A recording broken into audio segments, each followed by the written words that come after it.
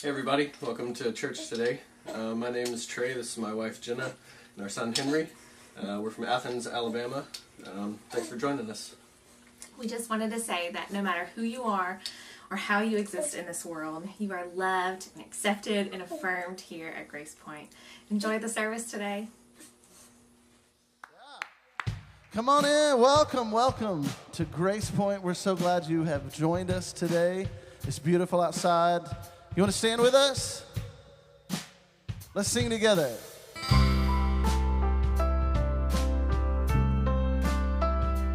I think so many of you know this song, so I want to hear y'all sing it.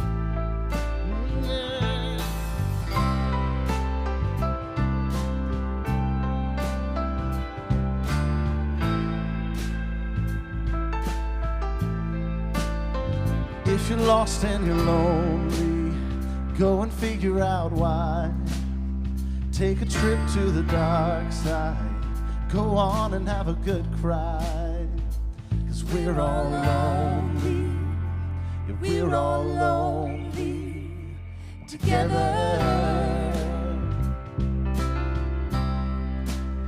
I want to see your sadness. I want to share your sin. I want to bleed your blood and I want to be let in. 'Cause don't we all just want to be together? Come on, sing it. Leave what's heavy, what's heavy behind. What's heavy? What's heavy behind? Yeah. If your face is down, well, take a look around. Do your fingers move? Do your lungs inflate? Are you tired? Are you weary of the hidden hate you've been holding? Oh yeah.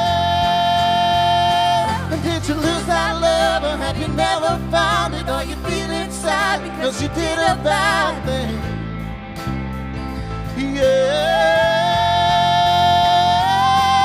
leave what's heavy, what's heavy behind. Leave what's heavy, what's heavy behind? Yeah.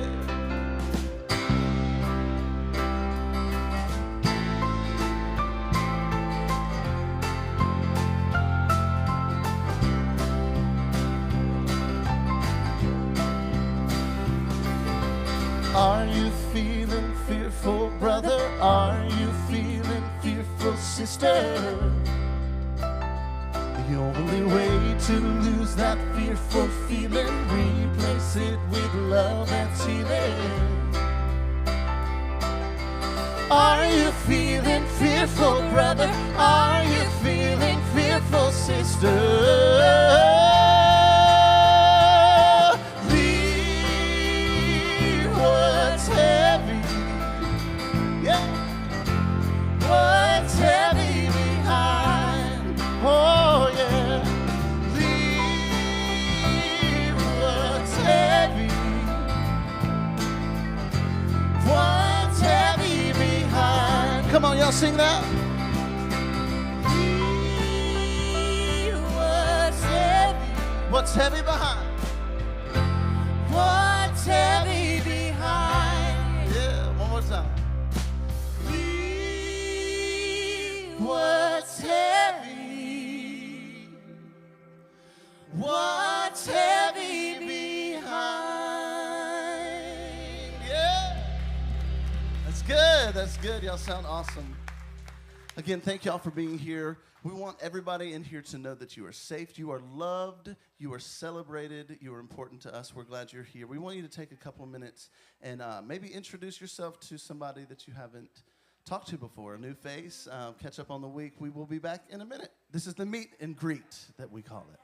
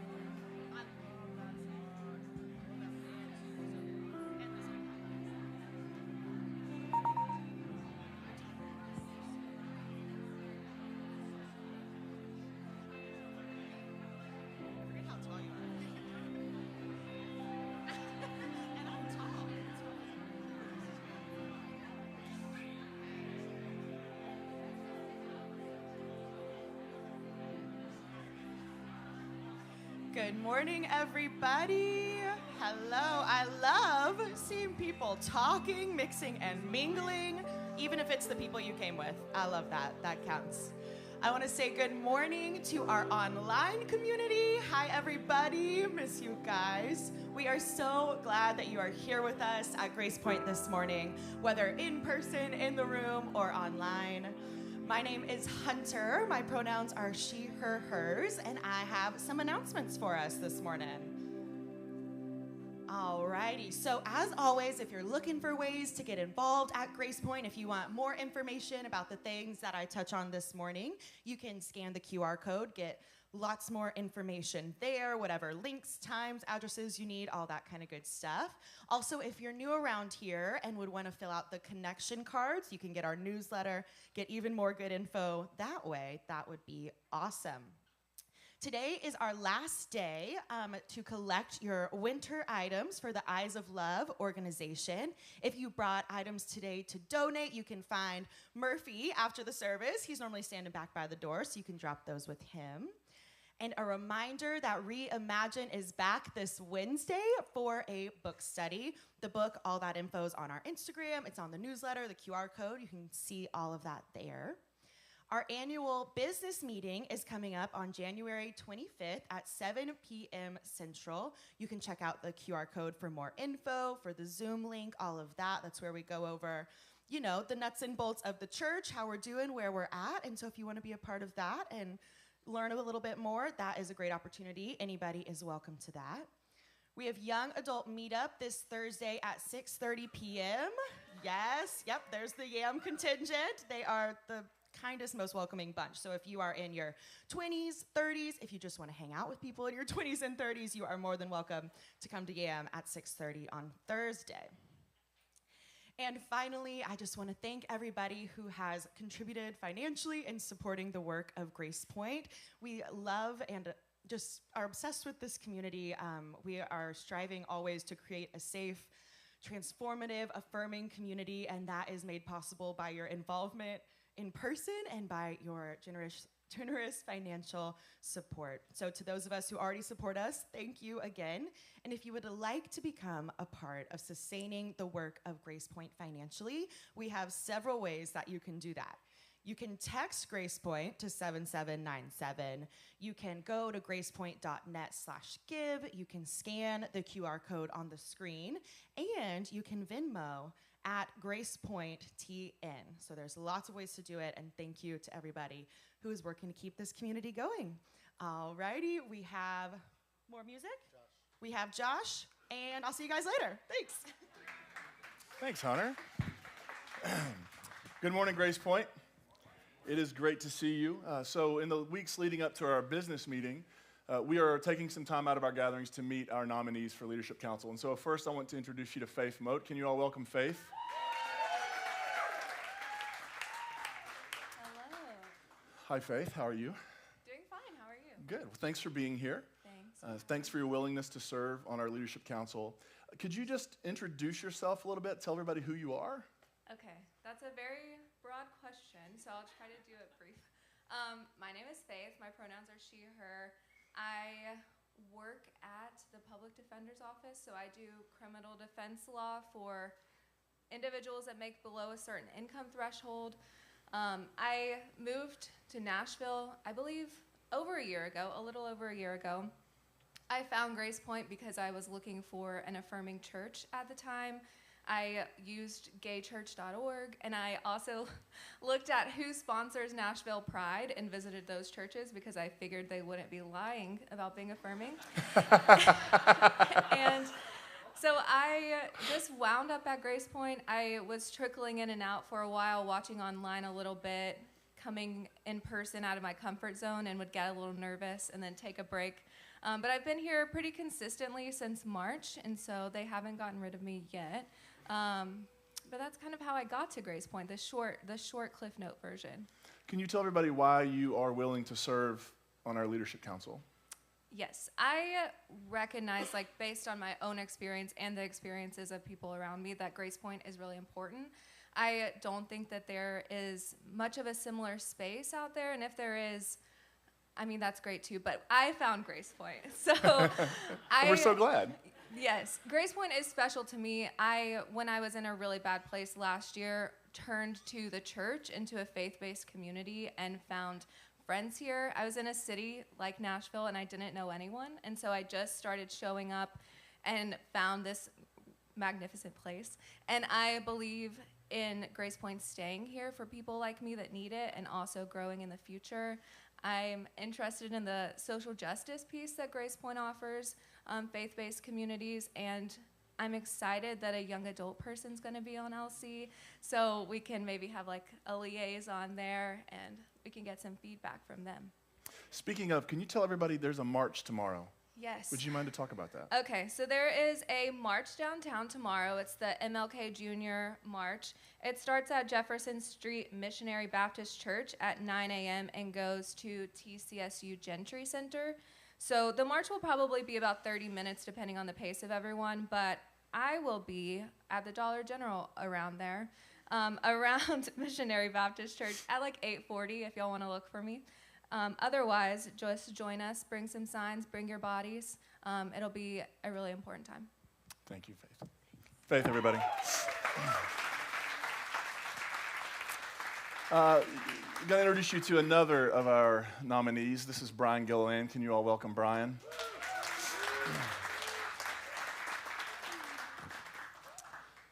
Hey, Brian. Hey, Josh. How you doing? Doing well. So could you just tell everybody, who is Brian Gilliland? Hi, my name is Brian. I'm a recovering Baptist. I started Baptisting early on in life and got to where I Baptist nearly 3-4 times a week and did that for the next 40 years until it no longer solved my problems, met my needs, and I knew I had to do something different. Brian, I remember meeting you and Kathy when I was still at the church I pastored in Kentucky. You all came up when we had invited somebody from Grace Point up to speak. Mm-hmm. So I've known you for quite a while. You've been around Grace Point now for quite a while, comparably. 6 or 7 years. Yeah, or more. And you and Kathy have been so integral in helping Grace Point move through lots of different challenges and iterations.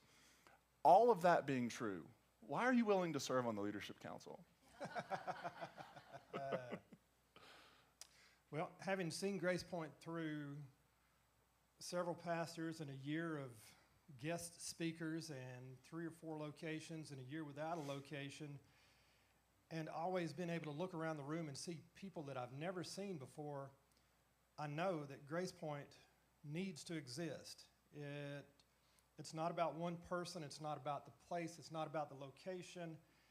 There's a need for progressive theology, progressive Christian theology to be taught or to be offered in Nashville, a safe place. And I remember early on hearing from Stan Mitchell, he made an explanation. He said, we're not progressive because we're affirming. He said, we're affirming because we're progressive. Yeah. And that just turned on a light for me. And I thought, well, what else are we if we're progressive? And the door swung wide open, and it's like, let's find out. Because there's so much more to learn than what has been taught and offered and made available to me in the past. Yeah, and you're committed, clearly, to helping make that happen here. I should be committed. Yeah. Yes. So everybody, at our business meeting on the 25th, we'll be voting for our nominees, including Brian and Faith. Will you thank them? Thank you.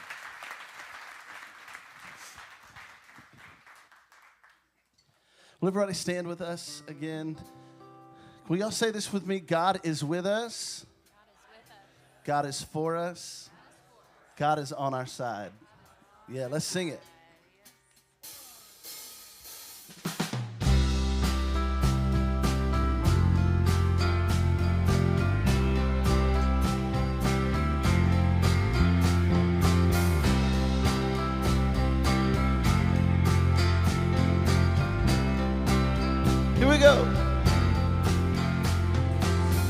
author of eternity, right here and now.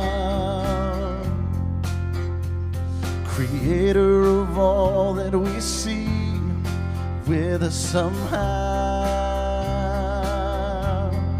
I cannot explain such mysteries. Who could ever know what this all means? The God of the universe, all around. Oh yeah. God is with us, God is for us, God is on our side. Let all who will hear join the chorus. God is on our side. Everything is gonna be alright. God is on our side. Oh yeah. The giver of every breath, breathing in us. Heartbeat of life itself, waking us up. I cannot explain such mysteries. Who could ever know what this all means?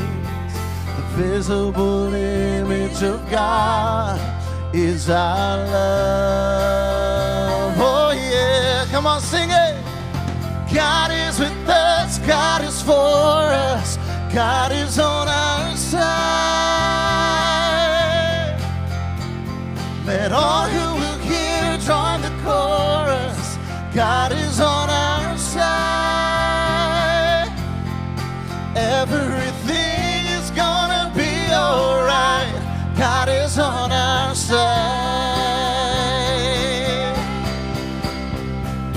All of creation is joining the sound. Let liberation explode from the ground. Lift up your voice, make it loud. God is with us, God is for us, God is on our side. God is on our side. That's right, come on, sing it. God is with us. God is for us. God is on our side. God is on our side. Sing, God is with us. God is with us. God is for us. Oh, God is on our side. Oh, God is with us. God is for us. God is on our side. God is on our side. Yeah, God is with us. God is for us. God is on our side. Let all who will hear join the chorus. God is on our side. Everything is gonna be alright. God is on our side. Oh, God is on our side. Yeah, God is on our side.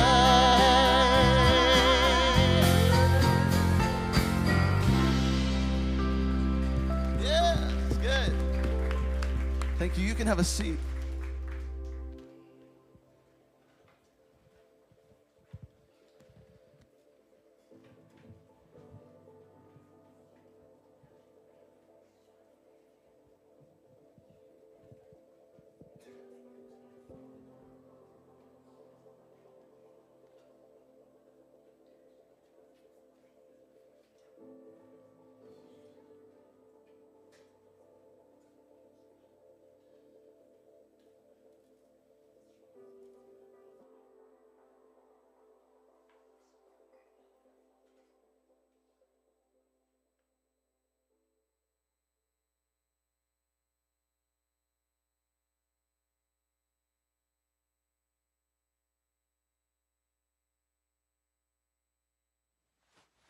Hi, I'm Poet Gold.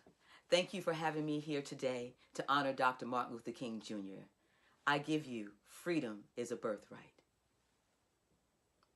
Freedom in America, I said, freedom in America is based on economics when it should be based on a birthright. It takes America a long time to find its moral compass because it's too busy being an accomplice to fear and greed. I heard Dr. Martin Luther King Jr. say, I have a dream. And when his lips moved, I believed. Turning the faded pages of an old Life magazine, I saw folks who looked like my mama being hosed down on the streets. I couldn't quite grasp the pain of it all, but now I'm living through the strain of it all. From Emmett Lewis Till, Trayvon Martin, Eric Gardner, Michael Brown, George Floyd. The terrorist no longer wears white sheets. Today, sleaze is by arrogantly amongst us in broad daylight, cloaked by our disengagement, still building institutionalized discrimination, undermining the power of the people of our great nation. Freedom in America is based on economics when it should be based on a birthright. No child is born who says, when I grow up, I want to be a drug dealer. No child is born who says, when I grow up, I want to be a meth or a crackhead. No child is born who says, when I grow up, I want to be a gangbanger. No baby girl is born who says, when I grow up, I want to sell my body to pay for my education. The incarceration of dreams, so many with promise, whose minds have become shackled by invisible chains. Steel doors shut, lock, throw away the key. I'm still fighting to be free. The NRA has a hold on we. Semi-automatic spray blood on the concrete, backdoor policies to boost private economy. It's blatant, not a conspiracy. They say there's more murder than dead in Chicago than Afghanistan, but we don't want to see in our so-called civilized society that there are citizens still fighting to be free, fighting to be free, fighting to be free, fighting to be free for basic necessities, food, shelter, education, and jobs.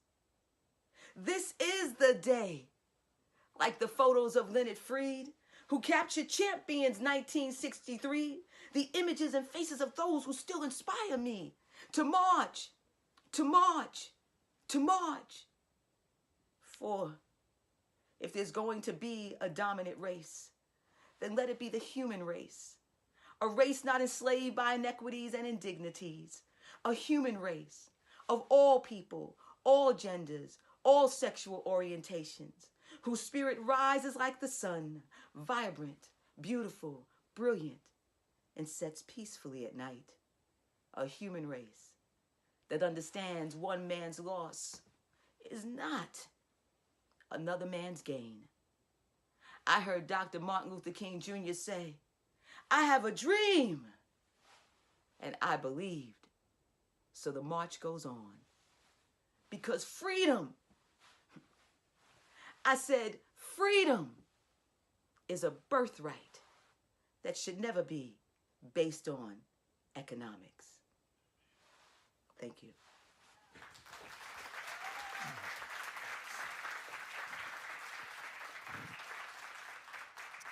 Poet Gold, everybody. Just incredible. So before we jump in, it is Martin Luther King Jr. weekend. And just wanted to say a couple words because I'm sure most of us on social media are going to see lots of posts and quotes over the next couple days. We're going to see posts and quotes that are what I've kind of come to refer to as some of King's greatest hits, right? The stuff that everybody knows, the stuff we can all quote. What often gets overlooked and missed are the deep cuts. And that is because the deep cuts challenge us. And they challenge the kind of society we lived in and live in, the kind of culture we created and the kind of culture we're perpetuating. And so just a couple of encouragements as we lean in to this weekend. One is to not just read the greatest hits. Actually buy one of Dr. King's books and read it. And let's let it make us really uncomfortable.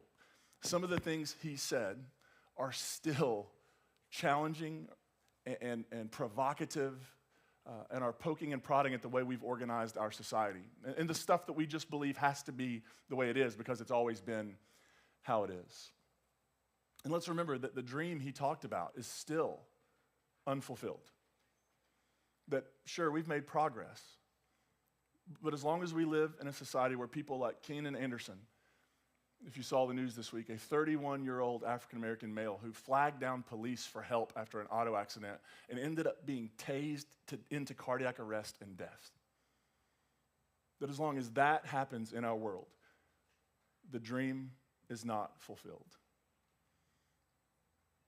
You know, if you were to go back and look at polls about how people felt about Dr. King in his life, his polls, to use language that our politicians use, they were underwater.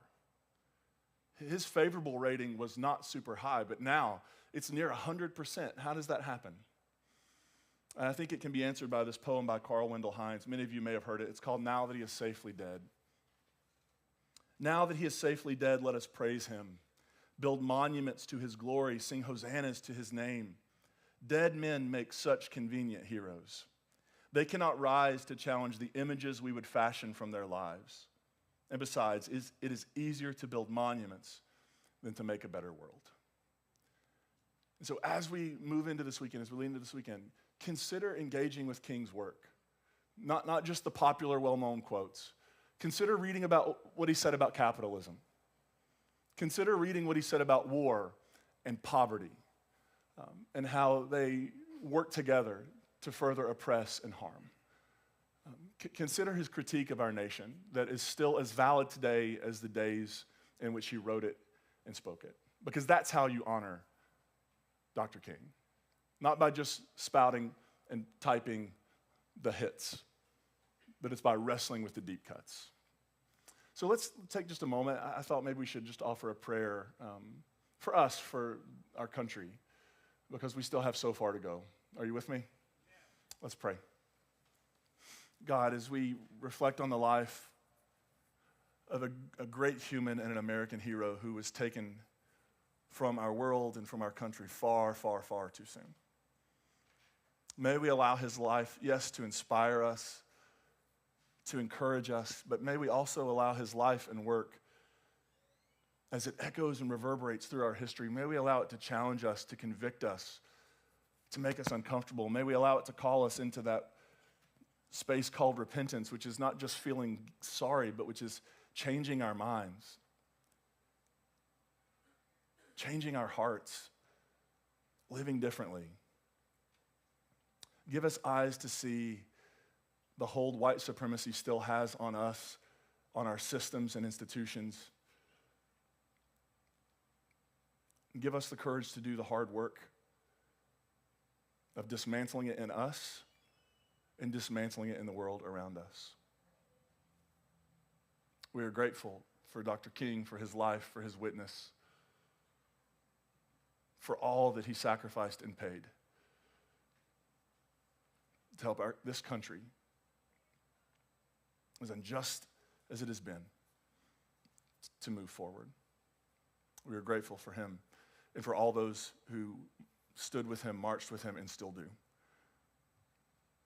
We offer this in gratitude, and everybody said, Amen. So we started a series last week called Epiphany, Learning to See Differently. And what we're doing in this series, last week I just shared some stories from the Bible that were epiphany stories. This is sort of those aha moments. We talked about how we often have those aha moments. Sometimes it's when you're driving in your car. Sometimes it's when you're washing the dishes. Sometimes it's when sometimes it's in the most mundane of moments that the aha moments just interrupt our lives. And maybe it's something you've been wrestling with for a while or thinking about for a while, or maybe it's a joke somebody told you 6 months ago and it's just been a slow burn. And suddenly one day you're like, that's brilliant, and you laugh. Right? It's these moments of sort of just having the light turned on. The light bulb switches on. It's when we begin to see things a little bit differently. Somebody sent me this week a cartoon. I thought I'd share it with you. If you can't see it, it says Breakfast at Epiphanies. And this is the kind of humor I am here for. This is what is technically called dad humor. I have no guilt and shame. These eggs are astonishing. It's a caffeine miracle. Now I understand hash browns. That's just great. It's just for me. You're just enjoying it, but I'm loving it. So this is an epiphany, right? When you have these aha moments. I want to go back, and today what I'm going to do, over the next few weeks, you're going to hear other voices sharing some of their moments. Today I want to share some of the epiphany moments, the aha moments I've experienced in my life. I'm going to share 4 because I thought 40 may be just a little too much. So 4, but I want to go back before we do to one of the stories we looked at last week, which is a story about a man named Jacob who was sort of on the run. He had kind of messed over his brother, and his brother wanted to kill him, and so he was getting, out of town. And when he was in between where he was from and where he was going, he got tired and he went to sleep and he had a dream, and he had this vision of a staircase reaching the heavens, and God was there, and God made promises to Jacob that wherever you go, I'll go and I'll be with you, which was sort of groundbreaking within human history, this idea that a deity could go with you, that deities weren't just locked to geography, but this God would somehow go with Jacob. And he woke up and he had this epiphany moment where he said, God was in this place and I just didn't know it. I want to look at what he did next real quick, because what he does next for us in the modern world may seem a little confusing. So Jacob has this dream. He's completely blown away that God was with him all the time, that God was in the place all the time. He didn't know it. And then Genesis 28:18. So Jacob rose early in the morning, and he took the stone that he had under his head, and he set it up for a pillar and poured oil on top of it. How many of you have ever done that? You just had this moment that was like, and your first impulse was, somebody get me a rock and some vegetable oil. Right? Because I'm going to do a thing. To us, this may seem a little odd, but in the ancient world, they had this understanding that when significant moments happen, they need to be marked somehow. We need to pause and acknowledge something significant, something sacred, something transformative, something out of the norm happened here. And I don't want to forget it, and I actually want to leave it so that as people come by and they see this, they're not going to know what happened, but they're going to know at this place something significant transpired. And so Jacob does what they did in the ancient world. He sets up a stone, he pours some oil over it as a kind of offering, and he allows it to become this monument, this moment, acknowledging that in this spot, something significant happened. This is not the only place it happens. In Joshua chapter 4, after the people cross the Jordan River, they're instructed to go into the Jordan and choose 12 stones and stack them on top of one another as a way of leaving a moment, a monument, a thing that acknowledges that something significant happened here. Stones are a reminder for those who've experienced it when they pass back by. Yes, that's the moment. That's where we crossed the river. Yes, that's where I had the dream. Yeah, that's the moment it happened. But it's also for everybody else. They stand as witness that sometimes in the ordinary of our lives, something happens that feels extraordinary. That sometimes in the mundane, the spectacular happens. That often when we're not expecting it, something transformative pops up that we weren't prepared for, but we know it matters, and so we need in some way, shape, or form to somehow acknowledge it. Now, we do this in the modern world in all sorts of ways, right? Like we find ways of acknowledging things, but I find that sometimes we're so busy and we're so kind of just flying at 1,000,000 miles an hour that often all these things are happening and going by, and we don't take time to actually pause and at least acknowledge something significant, something beautiful, something sacred, something difficult, something painful, something transformative happened here. And so kind of what I want to do today is my own version of that, which is to say that there have been moments in my life that I probably should have set up stones and poured some oil on them for, and I really didn't. I just kind of kept going. But I've kind of going back over my life, I realized that those were some really significant moments. And I thought I should just do them by year. So we're going to go 1981 to 2023. No, I'm kidding. It's just 4 years, 4 years. I'm going to begin in 1993. It was the year I turned 12. And that year was probably one of the most difficult years of my life, and still would have that top billing on my story. Richard Rohr has said that love and suffering are the great paths for transformation, that either great love or great suffering is what shapes us. And 1993 was the closest thing I've had to a year of suffering and pain in my life. I've been really fortunate and privileged in my life. But 1993 was a rough year. I was 11 going on 12. And that year, I experienced two significant losses that absolutely rocked my world. The first was my great-grandmother. My great-grandma was born in 1919. And so I lived where we lived. We lived in a single wide trailer between my grandparents' house and my great-grandmother's house. So my pop and his mom, we lived in between them. And so I would wake up in the morning, especially before I started school, and I would just disappear in one of those locations. My great-grandmother was just an incredible human being. She played with me as a kid like she was a friend. Right, so like you would see her in her 70s, like letting me ride, like she's a horse and I'm riding outside. Like this is the kind of person, she was just this extraordinary grandmother. The first cigarette I ever smoked was at her house. I don't think my parents are watching this. The first beer I ever tasted was for cooking at her house. The first time I ever tried to shave with a straight razor and cut my own neck was at her house. There weren't a lot of rules at her house. And the truth was, she had a lot of grandkids on different sides of the family. I was absolutely her favorite, and they all knew it.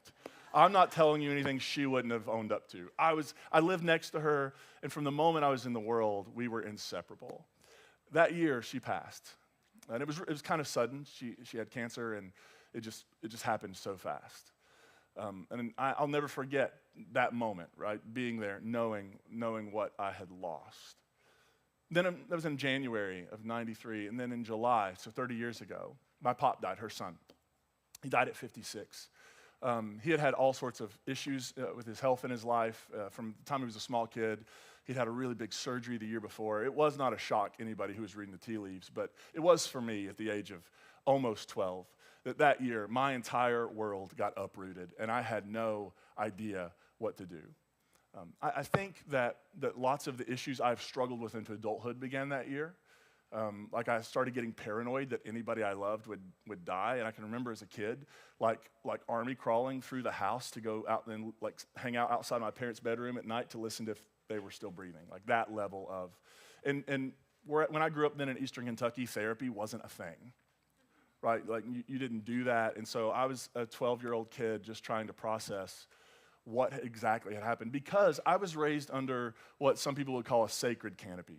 Right, I was raised in sort of, this is how it all works, that God is deeply involved in every aspect of our life, that God doesn't let anything happen without God controlling it, that if it happens, it's God's will, that if you pray hard enough, God will do exactly what you've asked God to do.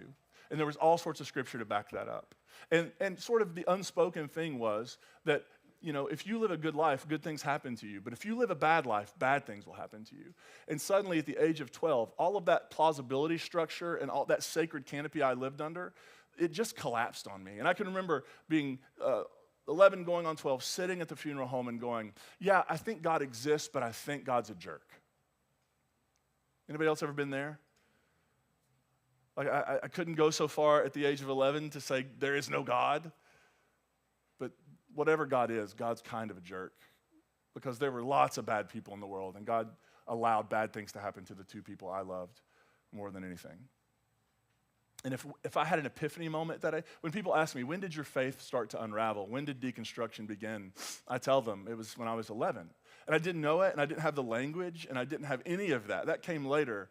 But I knew at that moment, that this whole thing is way more complicated than I've ever been told. Way more complicated than I thought. It's not just if you do good, good gets back to you. It's not just, if you pray, God answers. It's not just, like, none of that is how this actually works. And beginning at that age, I could feel the questions and the doubts begin to pop up. And I can remember my mom driving me to school one morning and talking about God to me, and secretly me thinking like, I kind of hate God. And I don't even know if there is a God, if I want anything to do with God. Anybody ever been there? Which is a scary thought. When you were raised your entire life to believe that if you don't have everything lined up just right, that you're going to be tortured for eternity in hell. Actually, from that point on, I struggled to sleep, and it was for several reasons. All this loss, we focused a lot on this thing called the rapture. If you don't know what that is, you're blessed and highly favored. And the other piece of it was the tradition I grew up in early on before we went liberal. We went liberal after my pop died, became Southern Baptist, but before that, we were Free Will Baptists, and we believed you could lose your salvation like I lose my sunglasses and car keys. So it was sort of like, if you don't have everything lined up just right and you were to die tonight, no matter what you believe or have confessed in the past, if you die with some unconfessed sin, you're going to be tortured forever. And so I developed really terrible sleep patterns that went on into adulthood. I literally was sitting across from a sleep doctor 2 years ago, I think, and I'm describing why I'm on sleep medication. I'm not anymore, thankfully, but I was on sleep medication, a prescription. I was taking lots of melatonin. I was just like pumping my body with things at night to try to make me go to sleep, and I'd still sit up for hours. And so the doctor's like, why do you think that is? And I was like, let me tell you. And I start listing, and at the end, he's like, that'll do it. Literally what he says to me, yeah, that'll do it. And what I learned at 12 is that this whole thing, which was given to me in very simplistic form, it's way more complicated than I thought. And the problem with that is, once you begin to see it, you can't unsee it. Once you pull back the curtain and realize that the great and powerful Oz is just kind of a dude back there, it loses some of the mystique, right? It loses some of the fear and control over you. And so I began to just wrestle with the questions, with the doubts, with the wonder.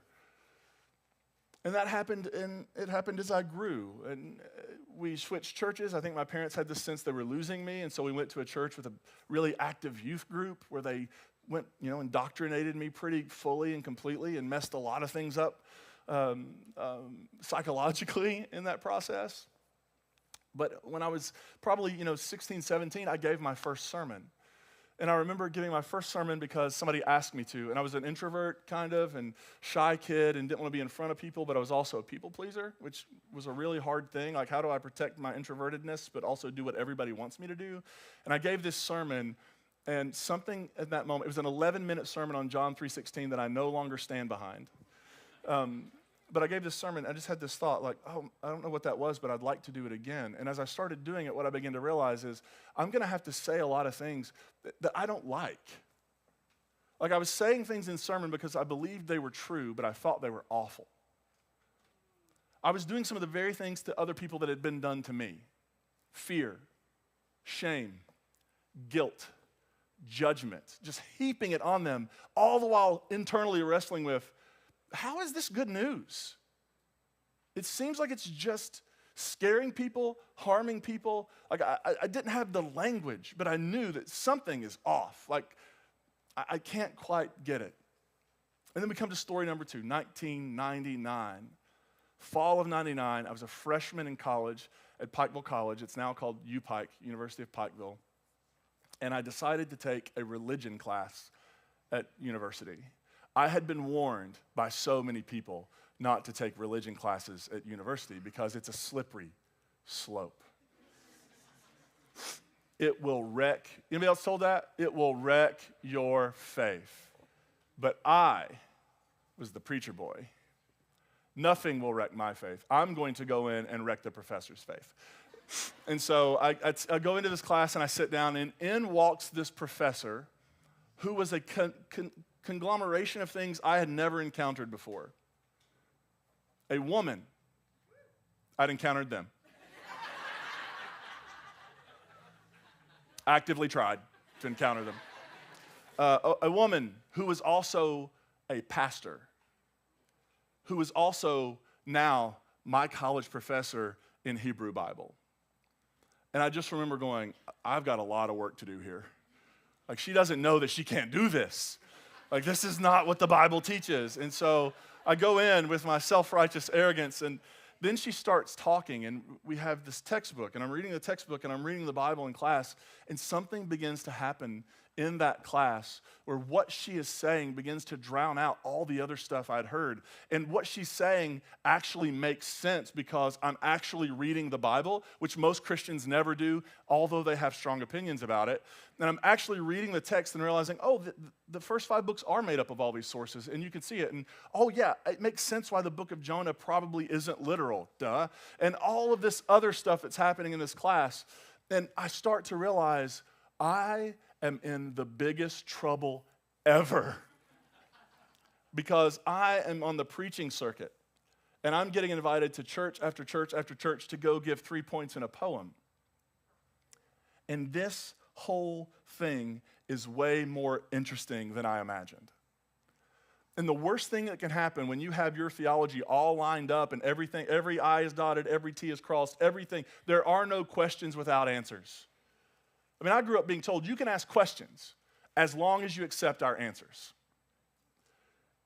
But suddenly the answers were no longer satisfying because I had actually been taught the Bible from a strong, brilliant, pastoral woman.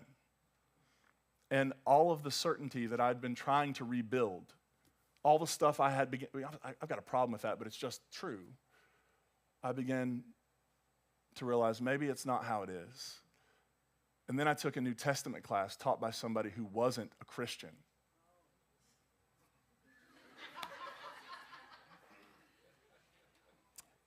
And he helped me meet Jesus in the New Testament in a way that no pastor, no preaching, no sermon, no Max Lucado book had ever been able to do. And I was just wrestling with, I'm getting to know the Bible better and better.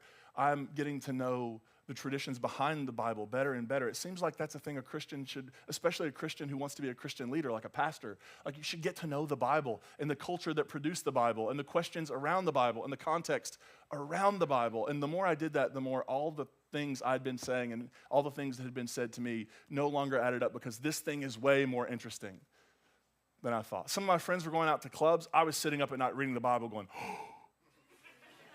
Turns out if you take it to a club with you, it's not as interesting for other people. It's not cool. They're like, put the Bible away, man. We're trying to dance and drink. Let's put the Bible away. But it sparked, like I was doing all the things, but I wasn't interested in it. I was doing it because I seemed to have a knack for talking to people. At least I'm a maybe one-trick pony in the world. Like, you know people who are like super talented, like they can do a lot of things. I'm not that person. I'm a person who does, I feel like often I'm like Liam Neeson from Taken. I have a very small set of skills. They're not often transferable to anything else.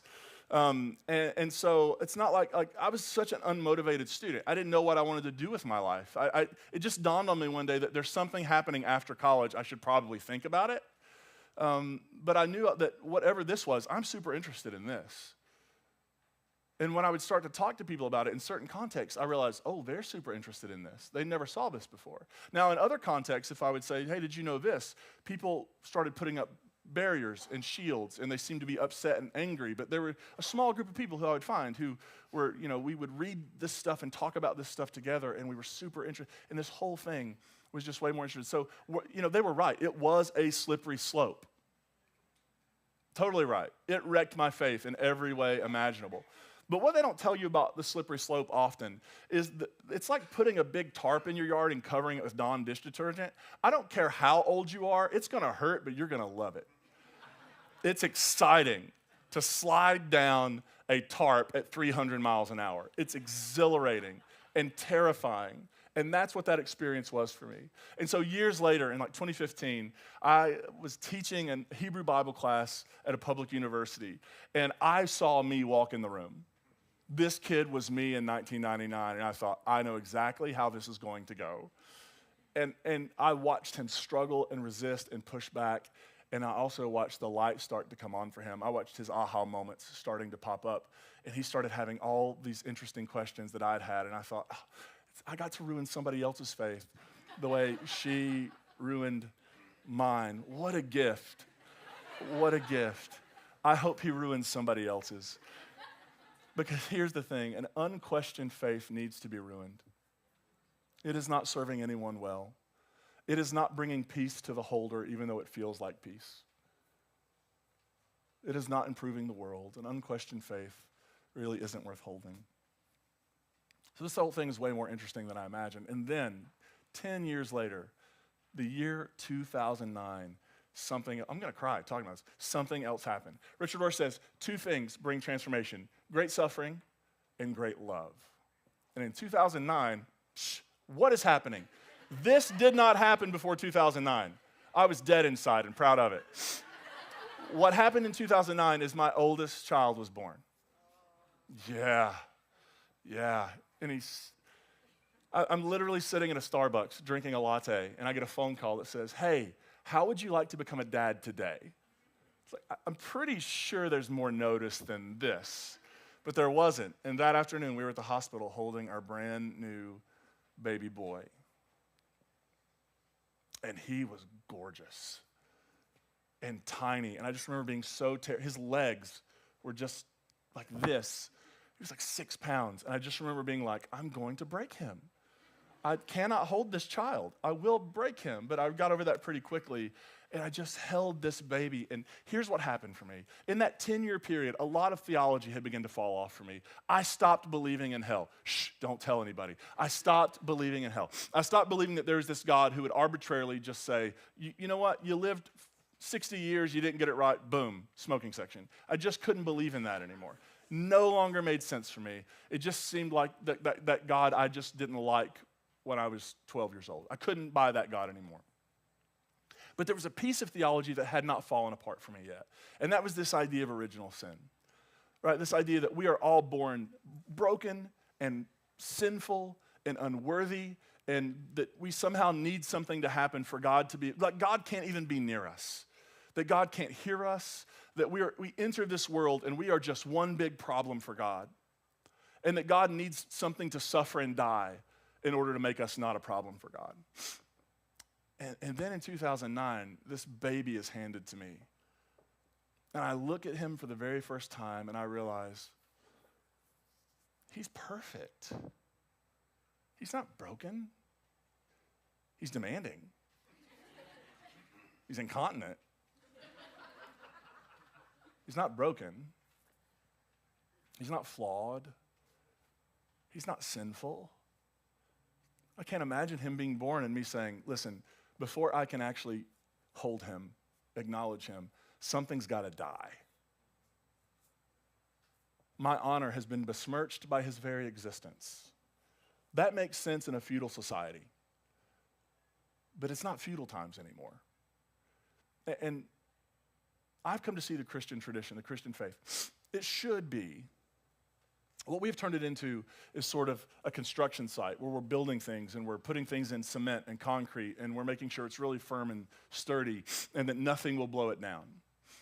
When in reality, what it needs to be is a laboratory where we're testing hypotheses, where we're seeing how does all this stuff work together, and we run an experiment and we're like, oh, that doesn't lead to human flourishing, so that's out, and we run another experiment, like that seems to get us a little closer. Will we ever move beyond this? Probably. How many of you remember holding the first iPhone you ever had?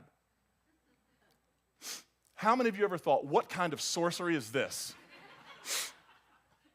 Could you imagine if you had a time machine went back 100 years and you showed our ancestors this is an iPhone? They would not know what to do with you.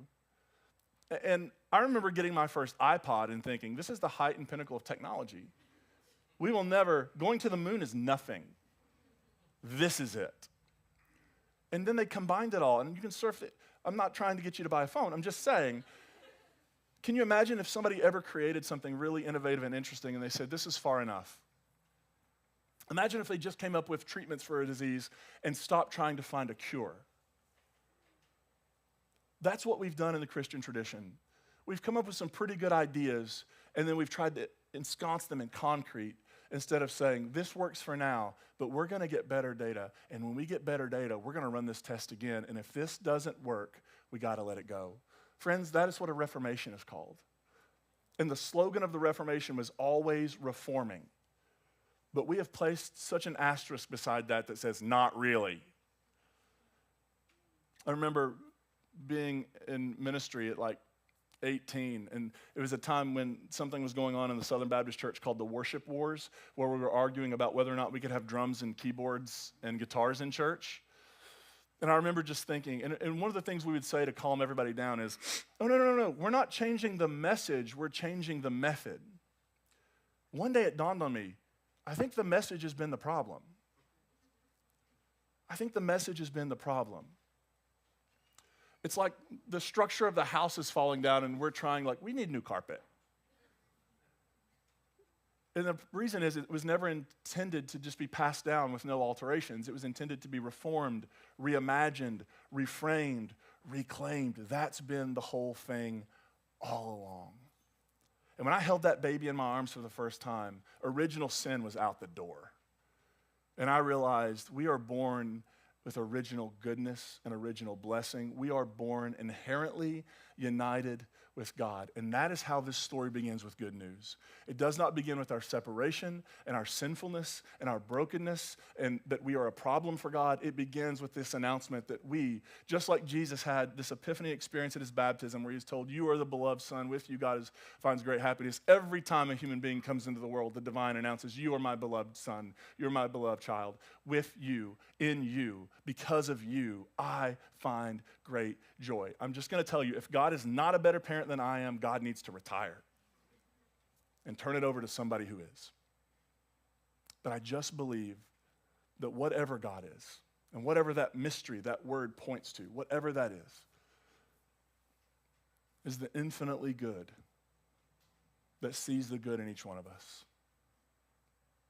And that throughout our life, what we are given is a sense of separation. We are born into estrangement because the moment we get old enough to listen, people start telling us we're separated from God instead of reminding us exactly who we are. We are a child of God. And what I learned holding that baby boy for the very first time is this whole thing is way more beautiful than I was told. There was a reason I walked around most of my life feeling like this is good news. How? Because it wasn't good news. It was news, bad news, dehumanizing news, traumatizing news. It wasn't gospel. And holding that small little human, I realized that maybe, just maybe, whatever God is, that is how God sees us the whole time. And that as we begin to grow, the truth is we're not broken, we're just in process. Anybody ever seen a baby and think, the fact that they can't feed themselves, use the bathroom in an appropriate way, what's wrong with them? No, they're just in process. They start to learn. They start to become more independent. They grow. They pick up skills. They start talking back to you. They start thinking you're not cool. This is now therapy. They start thinking you're not cool. And all of that is a natural part of the process. They don't get it all right, the same way you and I don't get it all right, because they're growing and they're learning and they're changing. And so are you and I. You are not broken. You are not messed up. You are in process. And some of the things that have happened in your life have made that process for you more challenging. Absolutely. But they are not who you are. And they do not define you to God, and they do not define your worth, and they do not define your value. You are a child of God, beloved. Amen. Regardless of what anybody else has said about you or over you, the first thing spoken over you was your goodness, and that doesn't change. Last story, 2021. In the middle of a pandemic, Nathaniel, who's here, where are you, Nathaniel? Are you around somewhere? Nathaniel, who's here this morning, Nathaniel was on our staff, and I get a text from Nathaniel. He's like, I think we got some mail for you. I was like, oh, this is going to be good. And he sends me a screenshot of this letter that I got from the church that I'd grown up in, the church I was called to preach in, preach my first sermon in, the church that ordained me when I was 20 years old to be a pastor. And you have to understand, in 20 years, I didn't see that ordination as valid, especially with all the stuff I've been saying and doing. I didn't assume they would stand by it, but I get this letter that says, because of your views on the Bible, the fact that you don't care about it, essentially, because of your stances on certain issues, as a church, we have voted to rescind your ordination, and you're no longer ordained in our church. And that wasn't the big deal. I didn't consider it anyway. But I looked at the names on the list, and there were people that I had known my entire life almost. There were people I'd served with. There were people I'd baptized on that list. Not a phone call. They didn't reach out. There was none of that. There was just this, they had a whole meeting about me and had decided that they would have to distance themselves from me. It was kind of like losing your hometown a little bit. You know what I mean? Like kind of like losing this thing that had been foundational in your life. And what that taught me is as I thought back and looked at everywhere I had been in ministry in the past 20 plus years, and I began to realize that whatever they thought they were taking away, they actually weren't taking anything away. It allowed me to look back and realize that I had been on this very generous, compassionate journey where I had taken 2 steps forward and 1 step back sometimes. But as I looked over it, I began to realize this whole thing gets way better. Because I can remember being in the throes of deconstruction at 23 years old, pastoring a church, getting up and just thinking, how do I say something that doesn't go against, how do I say something I believe in that it's okay to say to these folks? Right? And when somebody asks a question like, do you believe that Jesus had to die for us? And you're like, look, kid's a deer, and you run away because you don't want to answer the question. But there had been all these years where I had agonized, and I'd been in such frustration, and I'd worried about a paycheck and how I was going to help feed my family, because if I say what I think, I'm in big trouble. If I say what I think about Christianity as a whole, if I say what I think about LGBTQ plus inclusion, if I say what I think about the Bible, if I say what I think about the cross, if I say what I think about anything, I am going to lose my job. And then I started noticing over time little sparks of what might be considered courage, but were really probably just desperation, where I started saying little things, and I started being more honest, and people left, and then people came. And I started just being more open about this is who I am, and this is what I believe, and this is how I actually think this can be good news. And all sorts of things happened, and it wasn't really easy, and I'll save you a couple decades, and it was really, really difficult, and also it's been really, really rewarding. And I look back over it, and I realize this whole thing gets way better than I dreamed it would. 20 years ago, if I'd gotten that letter in the mail, it would have crushed me. And I would have thought, now I have to be quiet. And now I realize, they think I'm breaking the rules of tennis, but I'm actually playing golf. And this thing gets way better than I dreamed. I talk to pastors and Christians a lot who are in settings like where I was at those points, who are just wondering if they'll ever be able to be honest and say what they believe with. And one of the things I tell them are people who are right in the beginning or middle, the really dark, difficult days of deconstruction, and they're wondering, does it get any better? And 20 years in, I'm still a deconstructing Christian. But 20 years in, what I can look at them and say is, oh yeah, it does get better. And then it gets worse again. And then it gets better. And then it gets worse again. And then it gets better. But then you realize there are a whole bunch of us who are getting better and worse and better and worse, and then you're not alone. And that we really are together, and that there are spaces that are safe to do this in, and you realize it gets better than you ever dreamed. I never dreamed I could get in front of a group of people and say I don't believe in hell anymore, and there wouldn't be torches and pitchforks, for example. But you all didn't bring any today. Thank you. And here's the thing I learned through this too. It is okay to disappoint people for your own flourishing. Lived a long time thinking it is my job to appoint these people. I don't know what the opposite of disappoint is, right? Like, it's to keep them happily appointed. That I do the things, and I know that there are people who look at my life and think, you could have been somebody in the Baptist world. And I've disappointed them. But I feel more grounded, joyful, and alive in my faith than I ever have. And if I had gone that path, I would have made them happy, and I would have been miserable. And if you're in this room and you're struggling in your faith, you're wrestling, you're not doing it, regardless of what Mark Driscoll says. You're not doing it because you're like, I'm just going to do this because the other stuff's too hard.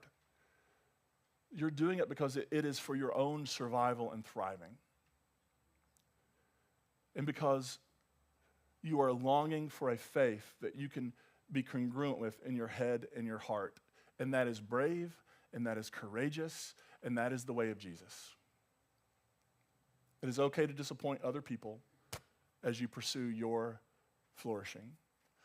Because what they tell you on an airline, which always I want to push back on, which is if the oxygen masks deploy, put your own on first. Because how in the world can you help anybody else when you're passed out?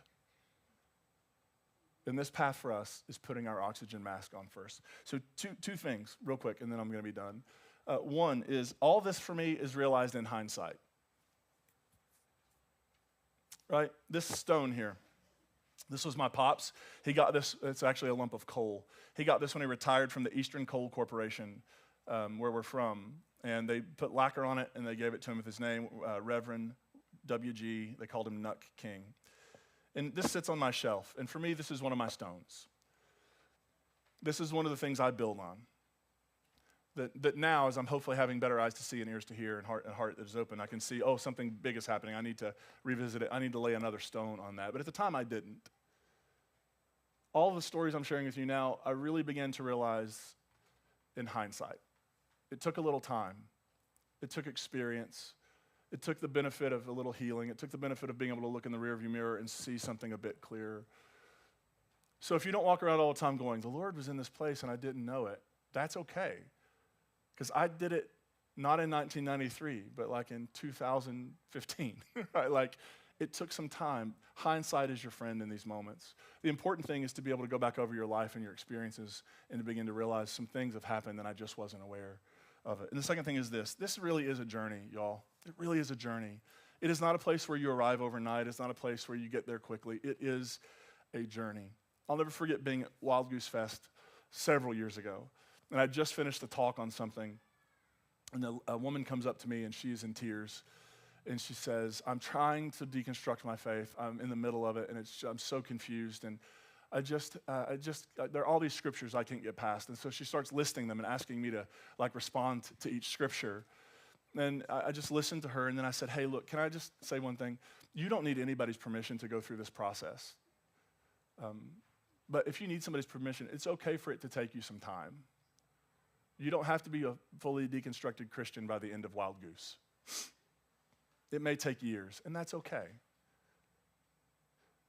It's okay. Your journey is your journey. Mary Oliver says, things take the time they take.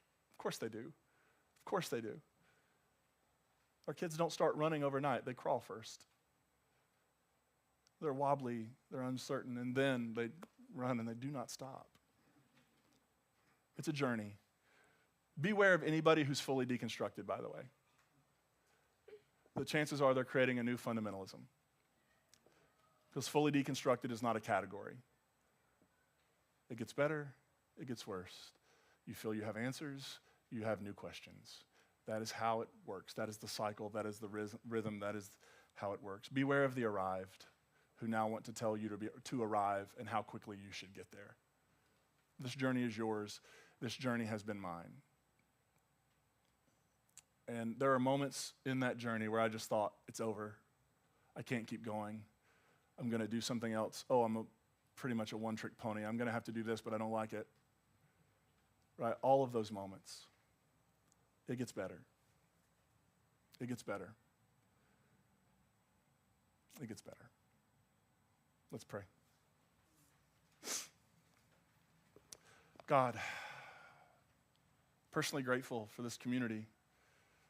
Grateful for a journey that has led me here to be with these people in this space, in this moment.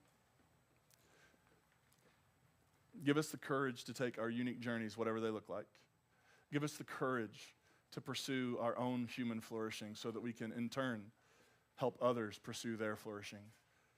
Give us wisdom, courage, patience. May we remember that we are deeply loved, that this whole thing is way more complicated, way more interesting, way more beautiful, healing, and hopeful than maybe we've let ourselves imagine. And for this reality we feebly and fumble around with words for, called God, who accompanies us on this path, we are grateful. We offer this in gratitude. And everybody said, amen.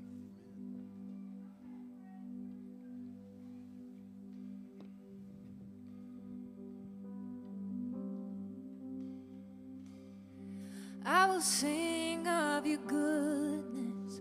I will sing of your love.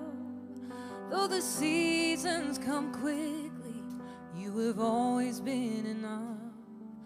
Though the night may get darker, though the waiting seems long, you have always been faithful to remind me of your love. You are good. In the morning I'll sing, you are good. In the evening I'll sing, you are good. You are good to me. You have always been patient. You have always been kind. You're consistent through the ages. Oh, what a friend of mine. So I remind my soul to bless you, standing firm upon your truth, knowing you cannot be shaken, 'cause I've seen what you can do. Oh, you are good. And in the morning I'll say you are good. In the evening I'll say you are good. You are good to me. Sing it again now. You are good.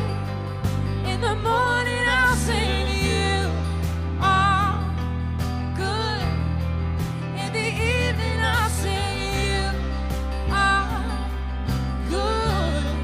You are good to me. Yeah.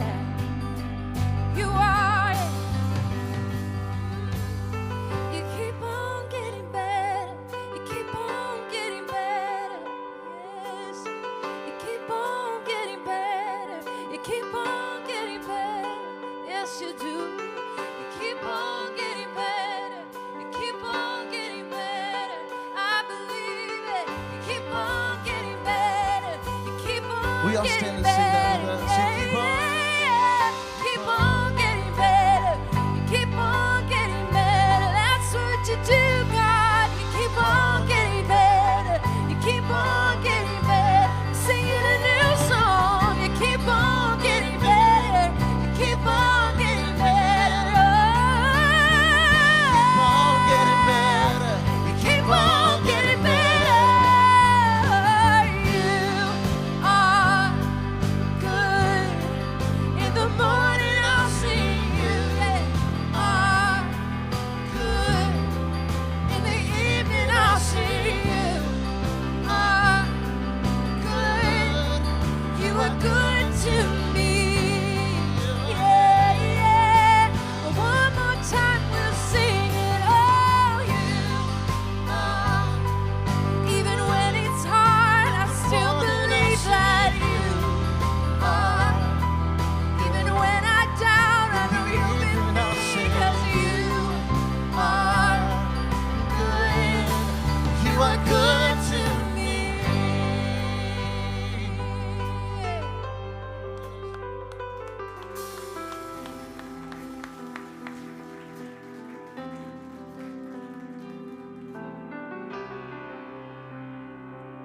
Hey everybody, I have our benediction for today, but before I share that, if you have a few minutes after the service, if you could help us put back the tables and chairs, we would so appreciate it.